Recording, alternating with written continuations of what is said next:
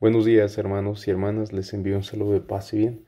Soy el Padre José Luis Peralta y estamos aquí viviendo y celebrando un nuevo día que Dios nos da la oportunidad para disfrutar, para sacar el mejor provecho que se pueda. Nuestro evangelio del día de hoy está tomado de Marcos 6, capítulo 1 al 6. Escuchemos el evangelio y veamos cuál es el mensaje de Jesús para nosotros. El Señor esté con ustedes. Lectura del Santo Evangelio según San Marcos. Gloria a ti, Señor Jesús. En aquel tiempo, Jesús fue a su tierra en compañía de sus discípulos. Cuando llegó el sábado, se puso a enseñar en la sinagoga, y la multitud que lo escuchaba se preguntaba con asombro, ¿dónde aprendió este hombre tantas cosas? ¿De dónde le viene esa sabiduría y ese poder para hacer milagros? ¿Qué no es este el carpintero, el hijo de María, el hermano de Santiago, José, Judas y Simón? ¿No viven aquí entre nosotros sus hermanas? Y estaban desconcertados. Pero Jesús les dijo, todos honran a un profeta, menos los de su tierra, sus parientes y los de su casa. Y no pudo hacer allí ningún milagro, solo curó a algunos enfermos imponiéndoles las manos, y estaba extrañado de la incredulidad de aquella gente. Luego se fue a enseñar a los pueblos vecinos. Evangelio del Señor. Gloria a ti, Señor Jesús. Hermanos y hermanas, ¿qué nos dice hoy en día este Evangelio? ¿Qué es lo que nos instruye o en qué nos llama la atención? Miren, estas personas conocían a Jesús, sabían quién era Jesús, pero era difícil aceptar lo que Él estaba haciendo. Y pues no era de extrañarse, era un carpintero, ni siquiera alumno de un escriba o de los que conocían la ley era. Simple y sencillamente dicen que era el hijo de José y María. Entonces, ¿qué nos dice todo esto? ¿Creen ustedes que nos pase todavía lo mismo a nosotros? De que todavía digamos, ¿y quién es este Jesús? ¿Qué es lo que hace? ¿En qué me ayuda? Y muchas veces, hermanos y hermanas, nos llega un tipo de monotonía, incluso en nuestra vida diaria, en nuestra vida espiritual. Y creo que nos comportamos de la misma manera cuando pues hacemos nuestros actos, ¿verdad? Lo que es la Eucaristía, el rosario. ¿Qué tanto sentido tiene cuando oramos? ¿Verdaderamente experimentamos esa presencia de Jesús? ¿En qué nos ayuda? Y si se fijan, el mayor objetivo de Jesús en nuestras vidas es ese, enseñarnos a vivir, enseñarnos a desarrollar una inteligencia emocional. El objetivo de Jesús es enseñarnos a controlar nuestros impulsos. El objetivo de Jesús es que nos conozcamos día con día. El objetivo de Jesús es que aprendamos lo que en verdad Él nos dice y no lo que nosotros queremos interpretar de lo que Él dice, porque nada más usamos la palabra de Dios cuando nos conviene. Jesús nos da tanto beneficio, hermanos y hermanas. Pero ¿saben qué? A veces lo que nos falta para poder sentir, para poder experimentar esa presencia de Jesús y no ignorarlo como estos hombres, porque en verdad, cuando nosotros no lo dejamos entrar en nuestra vida, cuando no lo dejamos entrar en lo que es nuestro interior y que toque nuestro espíritu, se convierte en una monotonía. Y es ahí cuando Jesús no puede hacer nada en nuestras vidas, porque no le estamos permitiendo nosotros entrar esa palabra.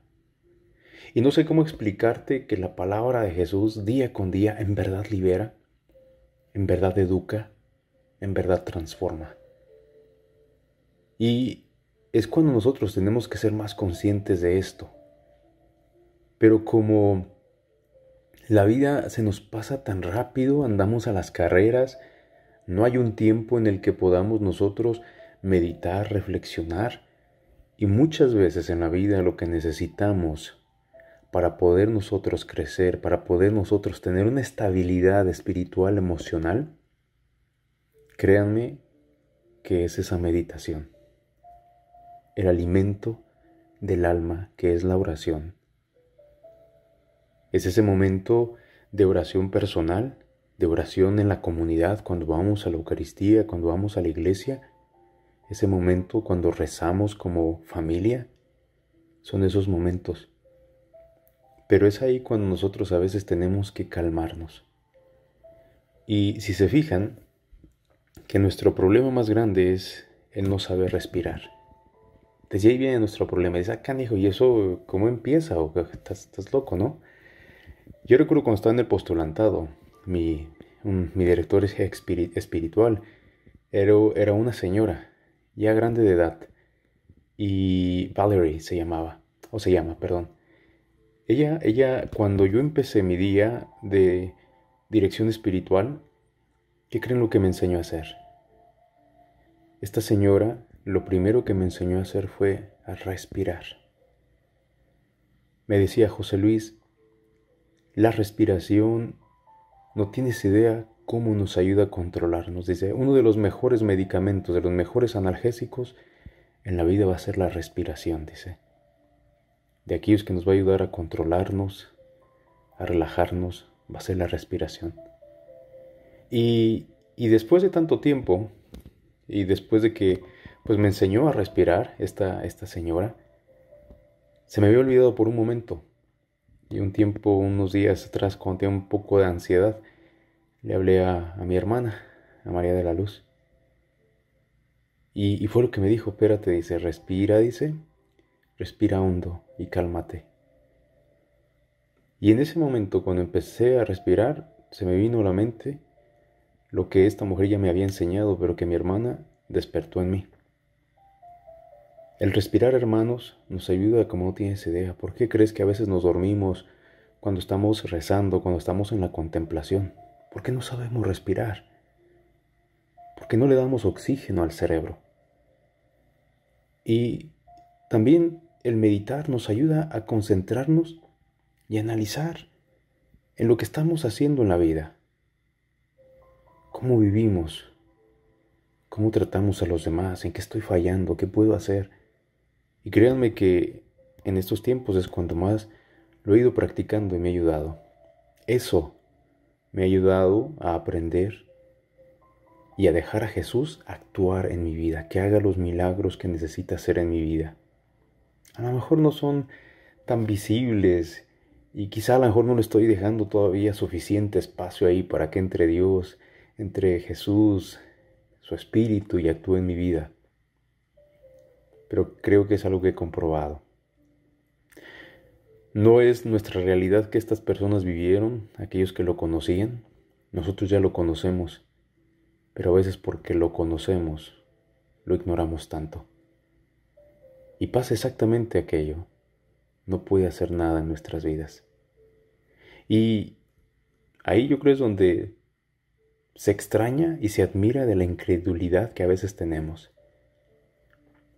Y yo creo que puedo decir que a veces pasa lo mismo cuando los padres, las madres quieren enseñarles su fe, lo más valioso que tienen a sus hijos, y los hijos se burlan, los hijos se hacen para a un lado, hacen menos la herencia, lo más grande que su padre o su madre les pueden dar. Y a veces es como si lo agarraran y lo echaran a la basura. En ese aspecto tampoco Jesús puede hacer mucho. Pero padres, no dejen de luchar. Échenle ganas siempre. Vivan su fe. Y transmítenle a sus hijos su fe, pero también con el ejemplo. También con el estilo de vida. Y háganle saber que es necesario no ignorar a Jesús para que Él pueda actuar en nuestras vidas. Que Dios los bendiga, hermanos, y que tengan un hermoso día. Amén.